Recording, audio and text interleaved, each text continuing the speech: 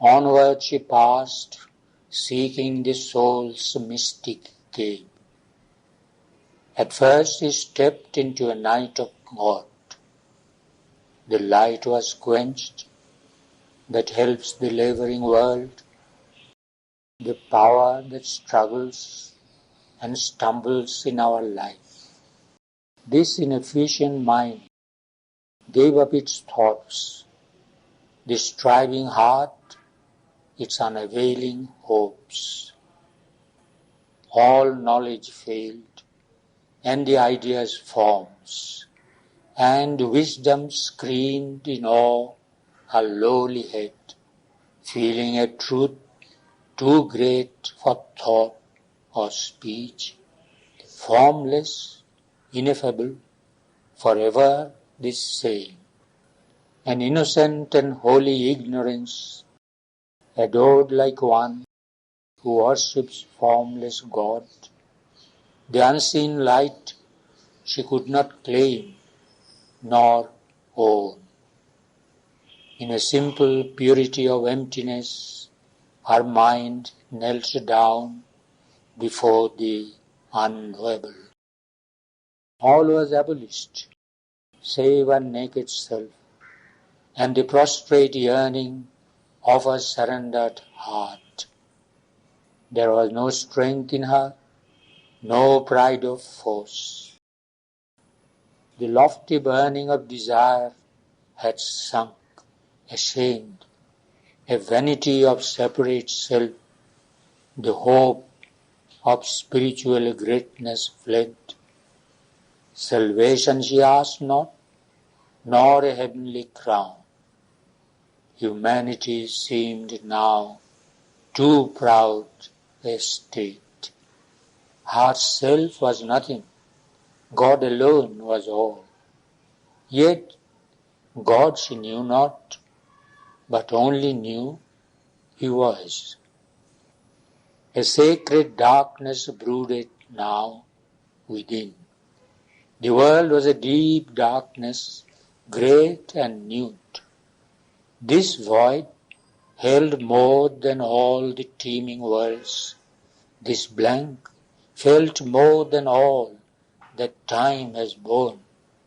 This dark knew dumbly, immensely the unknown.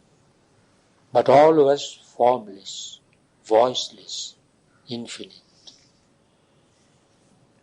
As might a shadow walk in a shadowy scene, a small knot passing through a mightier knot, a night of person in a bare outline, crossing a fathomless, impersonal night, silent she moved, empty and absolute. In endless time, her soul reached a wide end. The spaceless vast became her spirit's place. At last, a change approached. The emptiness broke. A wave rippled within. The world had stirred. Once more, her inner self became her space. There was felt a blissful nearness to the goal. Heaven leaned low to kiss the sacred hill. The air trembled with passion and delight. A rose of splendor on a tree of dreams, the face of dawn out of moon the twilight grew. Day came, priest of a sacrifice of joy, into the worshipping silence of our world. He carried immortal luster as his robe, trailed heaven like a purple scarf, and all as his vermilion caste mark a red sun. As if an old remembered dream come true, she recognized in her prophetic mind the imperishable luster of that sky, the tremulous sweetness of that happy air, and covered from mind's view and life's approach the mystic cavern in the sacred hill, and knew the dwelling of a secret soul. As if in some Elysian occult depth, truth's last retreat from thought's profaning touch, as if in a rock temple's solitude hid, God's refuge from an ignorant worshipping world, it lay withdrawn even from life's inner sense, receding from the untangled heart's desire. A marvelous, brooding twilight met the eyes, and a holy stillness held that voiceless space. An awful dimness wrapped the great rock doors, carved in the massive stone of matter's trance. Two golden serpents round the lintel curled, enveloping it with their pure and dreadful strength, looked out with wisdom's deep and luminous eyes. An eagle covered it with wide conquering wings. Flames of self-lost, immobile reverie, doves crowded the grey musing cornices like sculptured postures of white-bosomed peace.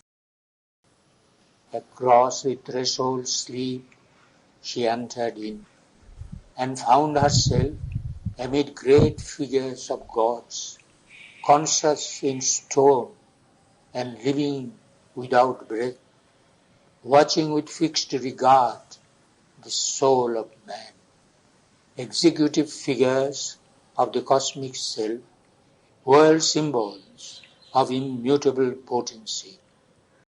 On the walls covered with significant shapes, looked at her the life scene of man and beast, and the high meaning of the life of gods, the power and necessity of these numberless worlds, and faces of beings and stretches of world space, spoke the succinct and inexhaustible hieratic message of the climbing plains.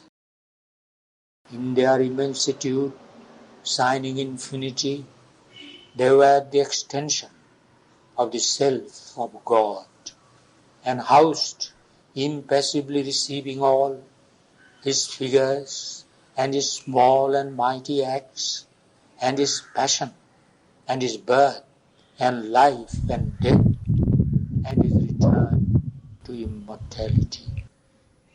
To the abiding and eternal is their climb, to the pure existence everywhere the same, to the sheer consciousness and the absolute force and the unimaginable and formless bliss, to the mirth in time and the timeless mystery of the triune being, who is all and one, and yet is no one but himself apart. There was no step of breathing men, no sound, only the living nearness of the soul. Yet all the worlds and God himself were there, for every symbol was reality, and brought the presence which had given it life. All this she saw, and inly felt, and knew, not by some thought of mind, but by the self, a light not born of sun or moon nor fire, a light that dwelt within and saw within, shedding an intimate visibility, made secrecy more revealing than the word. Our sight and sense are a fallible gaze and touch, and only the Spirit's vision is wholly true. As thus she passed in that mysterious place, through room and room, through door and rock-hewn door, she felt herself made one with all she saw. A sealed identity within her oak, she knew herself the beloved of the Supreme. These gods and goddesses were he and she. The mother was she of beauty and delight, the word in Brahma's vast creating clasp, the world puissance. On Almighty she was left, the master and the mother of all lives, watching the worlds their twin regard had made. And Krishna and Radha, forever entwined in bliss, the adorer and adored, self-lost and one. In the last chamber, on a golden seat, one sat, whose shape no vision could define. Only one felt the world's unattainable fount, a power of which she was a straying force, an invisible beauty, goal of the world's desire, a sun of which all knowledge is a beam, a greatness without whom no life could be. Thence all departed into silent self. Then, through a tunnel dug in the last rock, she came out where there shone a deathless sun. A house was there, all made of flame and light, and crossing a wall of doorless living fire, there suddenly she met her secret soul. A being stood, immortal in transience, deathless, dallying with momentary things, in whose wide eyes of tranquil happiness, which pity and sorrow could not abrogate, infinity turned its gaze on finite shapes. Observer of the silent steps of the hours and the passing scenes of the everlasting play, in the mystery of its selecting will, in the divine comedy, a participant, the Spirit's conscious representative, God's delegate in our humanity, comrade of the universe, the transcendence ray, she had come into the mortal body's room to play the ball with time and circumstance. A joy in the world, her master movement here, the passion of the game, lighted her eyes, a smile on her lips, welcomed heart's bliss and grief, a laugh was a return to pleasure and pain. All things she saw as a masquerade of truth, disguised in the costumes of ignorance, crossing the years to immortality.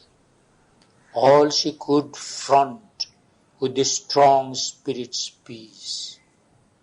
But since she knows the toil of mind and life, as a mother feels and shares her children's lives, she puts forth a small portion of herself, a being no bigger than the thumb of man, into a hidden region of the heart, to face the pain and to forget the bliss, to share the suffering and endure earth's wounds, and labor with the labor of the stars.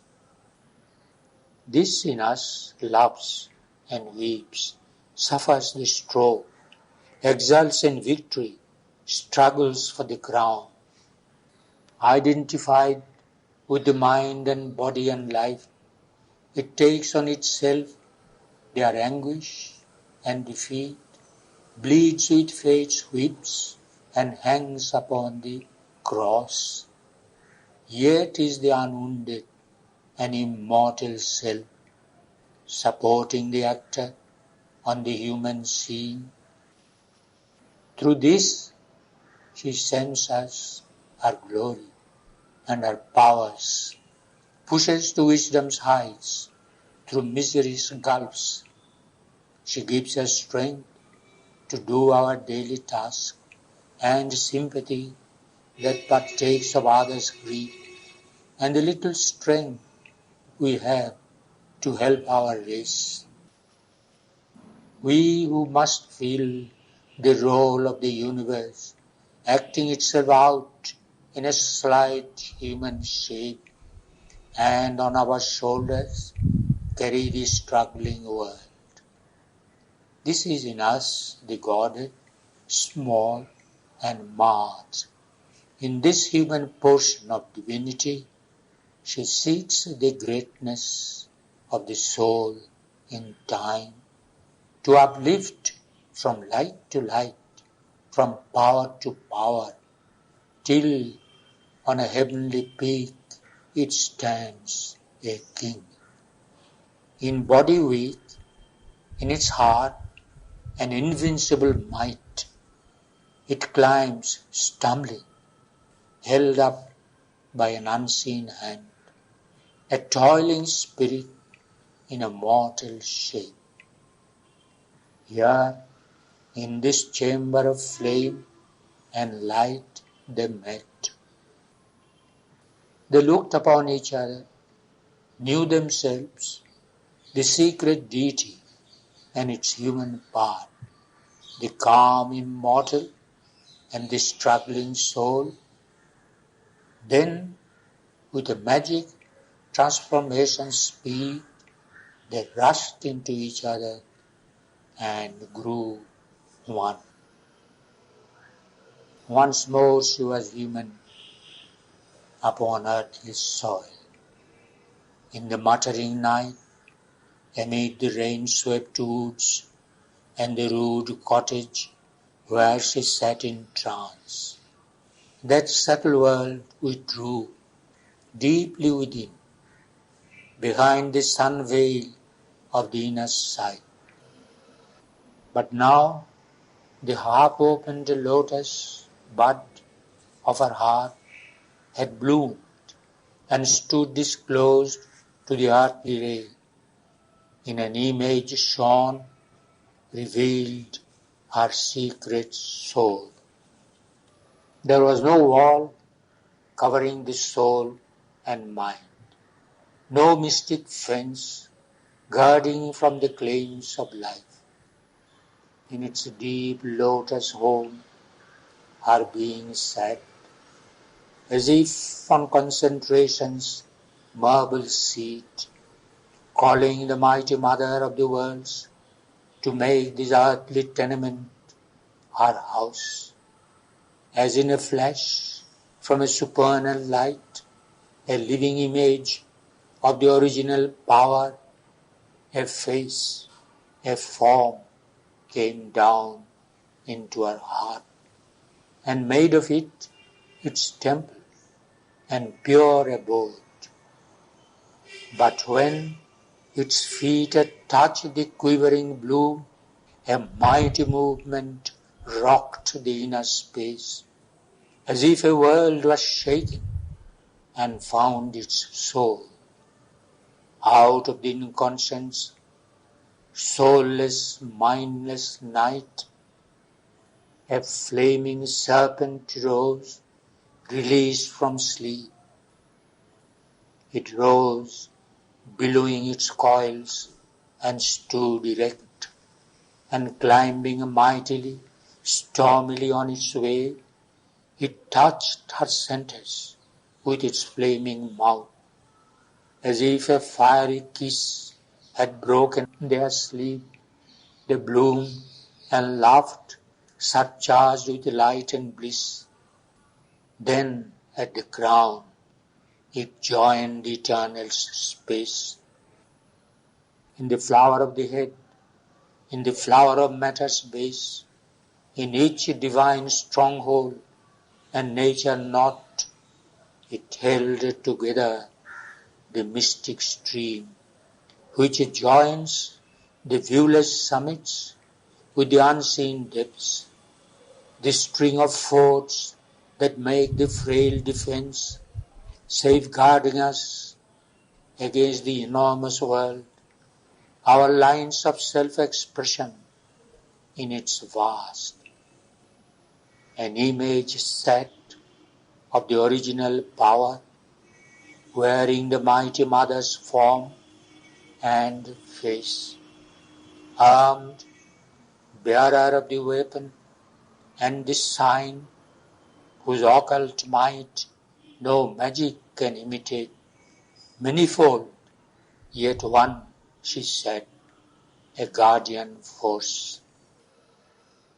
A savior gesture, stretched and lifted arm, and symbol of some native cosmic strength, a sacred beast lay prone below her feet, a silent, flame-eyed mass of living force.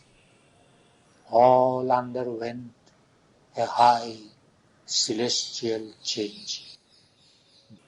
Breaking the black in conscience, blind, mute to all, effacing the circles of the ignorance, powers and divinities burst, flaming forth, each part of the being, trembling with delight, lay overwhelmed with tides of happiness, and saw her hand in every circumstance, and felt her touch in every limb and cell. In the country of the lotus of the head, which thinking mind has made its busy space, in the castle of the lotus twixt the brows, whence it shoots the arrows of its sight and will, in the passage of the lotus of the throat, where speech must rise, and the expressing mind, and the heart's impulse run towards word and fact, a glad uplift and a new working gain. The immortal's thoughts displaced our bounded view. The immortal's thoughts, art's drab idea and sense. All things now bore a deeper, heavenlier sense. A glad, clear harmony marked their truth's outline, reset the balance and measures of the world. Each shape showed its occult design, unveiled God's meaning in it, for which it was made, and the vivid splendor of his artist's thought, a channel of the mighty mother's joys. The immortal's will took into its calm control our blind or erring government of life, a loose republic, once of wants and needs, then bowed to the uncertain sovereign mind, life now obeyed to a diviner rule, and every act became an act of God. In the kingdom of the lotus of the heart, love, chanting its pure hymeneal hymn, made life and body mirrors of sacred joy, and all the emotions gave themselves to God. In the navel, lotus's broad imperial range, its proud ambitions and its master lusts were tamed into instruments of a great calm sway to do a work of God on earthly soil. In the narrow neither center's petty parts, it's a childish game of daily dwarf desires was changed into a sweet and boisterous play, a romp of little gods with life in time. In the deep place where once the serpent slept, there came a grip on matter's giant powers for large utilities in life's little space. A firm ground was made for heaven's descending might. Behind all reigned a sovereign deathless soul, casting aside its veil of ignorance, allied to gods and cosmic beings and powers. It built the harmony of its human state, surrendered into the great World Mother's hands.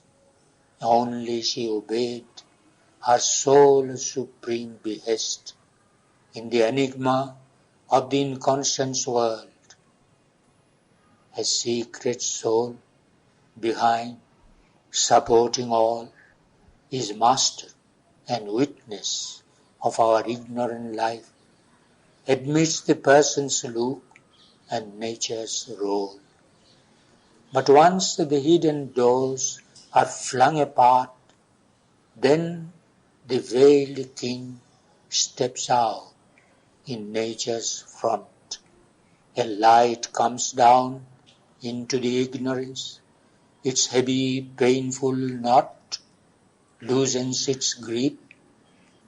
The mind becomes a mastered of instrument, and life a hue and figure of the soul. All happy grows towards knowledge and towards bliss. A divine puissance then takes nature's place and pushes the movements of our body and mind. Possessor of our passionate hopes and dreams, the beloved despot of our thoughts and acts, she streams into us with her unbound force, into mortal limbs, the immortal's rapture and power. And in her law of beauty shapes our lives. Our words become the natural speech of truth. Each thought is a ripple on a sea of light. Then sin and virtue leave the cosmic lists. They struggle no more in our delivered hearts. Our acts chime with God's simple natural good, or serve the rule of a supernal right. All moods unlovely, evil and untrue forsake their stations in fierce disarray and hide their shame in the subconscious dusk. Then lifts the mind a cry of victory. O soul, my soul, we have created heaven. Within we have found the kingdom here of God, His fortress built in a loud, ignorant world. Our life is entrenched between two rivers of light. We have turned space into a gulf of peace and made the body a capital of bliss. What more, if more must still be done? In the slow process of the evolving spirit, in the brief state between a death and birth, a first perfection stage is reached at last. Out of the wood and stone of our nature's stuff, a temple is shaped where the high gods could live. Even if the struggling world is left outside, one man's perfection still can save the world. There is one a new proximity to the skies.